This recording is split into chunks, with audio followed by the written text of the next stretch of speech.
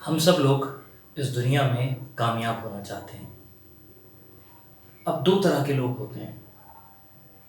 एक तरह के लोग वो हैं जो प्लान नहीं बनाते, गोल्स नहीं बनाते। वो आज फॉर एग्जांपल आंख बंद करते हैं, 5-10 साल बाद आंख खोलते हैं, देखते हैं अच्छा ओके हम यहाँ पर हैं, और उसके बाद दोबारा आंख बंद कर लेते हैं, फिर 5-10 साल बाद आंख खोलते रहते हैं, अच्छा ओके यहाँ पहुँच गए। So actually they go with the flow.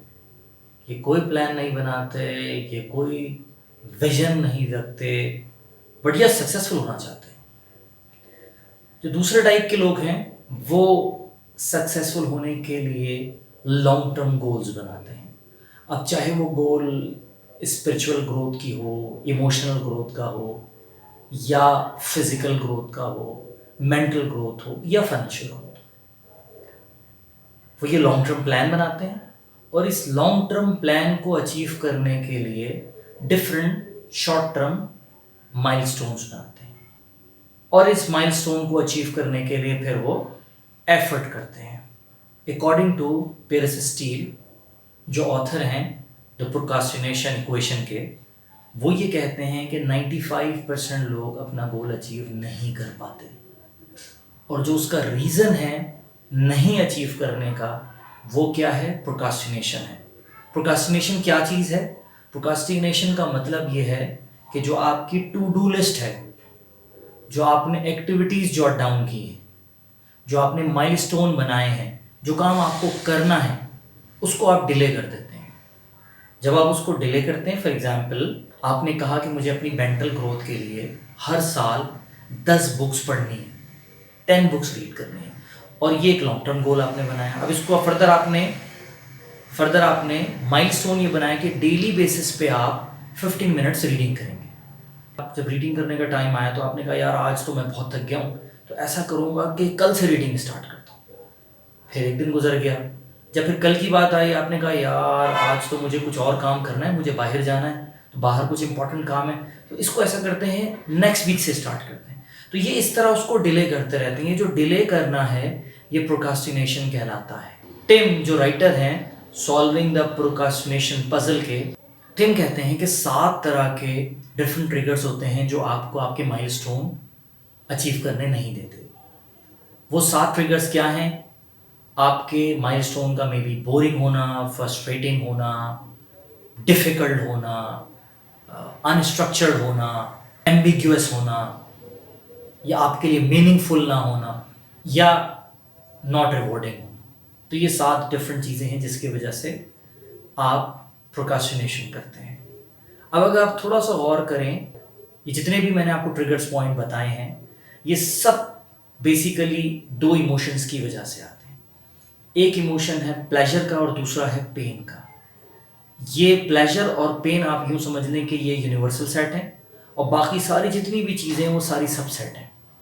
और आप जितने भी डिसीजन लेते हैं तो वो बेसिकली ट्रेड ऑफ होता है प्लेजर और पेन के दरमियान। ऐसे भी इवेंट हो सकते हैं जिसमें दोनों तरफ प्लेजर हो।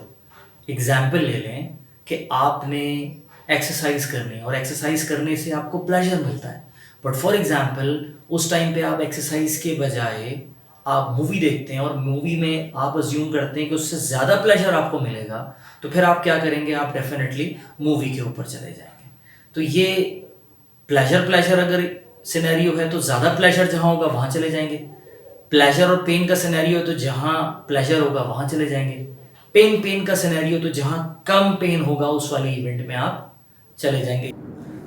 ऐसा भी हो सकता है कि जो आपका गोल हो वो पेन वाली साइड पे हो, और जो अल्टरनेटिव साइड है प्रोक्रास्टिनेशन वाली साइड वो बेसिकली आपकी प्लेजर वाली साइड हो।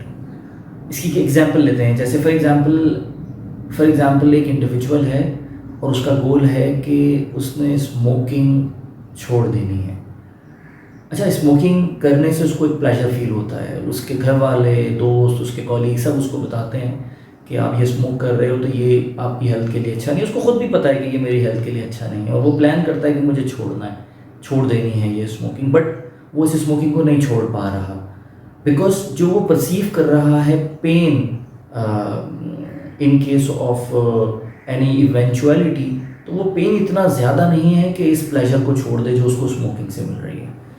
आपको पता चलता है कि आपको स्टेज 1 का लंग कैंसर है, तो इमीडिएटली जो पेन है स्टेज 1, स्टेज 2, स्टेज 3 या फॉर एग्जांपल डेथ की सूरत में, वो इतना ज़्यादा है कि ये जो इसको प्लेजर मिल रहा है स्मोकिंग से, वो प्लेजर को फॉरगो करता है पेन की वजह से कि वो पेन इतना ज़्यादा है। तो ये भी सिचुएशन बन सकती है।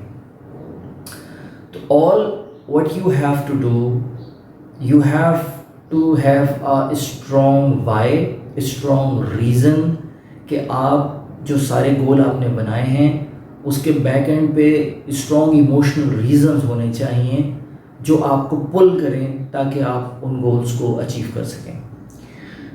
प्रोक्रास्टिनेशन से बचने के लिए आप क्या करें कि आपने जितने भी गोल्स बनाए हैं उन सारे गोल्स के आगे रीजंस लिखें, स्ट्रॉन्ग इमोशनल रीजंस डालें। इसकी एग्जांपल लें कि आप रीडिंग की हैबिट बनाना चाहते हैं तो आप रीडिंग के साथ स्ट्रॉन्ग इमोशनल रीजंस डालें। फॉर एग्जांपल अगर आप रीड करेंगे तो आपकी नॉलेज सेट आपका इम्प्रूव होगा, लोग आपकी बात को सुनेंगे, लोग आपको रिस्पेक्ट करेंगे। तो इस तरह के आपने इमोशनल रीजंस अटैच करने हैं। और प्रोक्रास्टिनेशन की सूरत में आपने पेन को अटैच करें। फॉर एग्जांपल अगर आप रीड नहीं करेंगे तो आपका नॉलेज सेट अच्छा नहीं होगा, लोग आपको उस तरह रिस्पेक्ट नहीं करेंगे, लोग आपकी बात को नहीं सुनेंगे।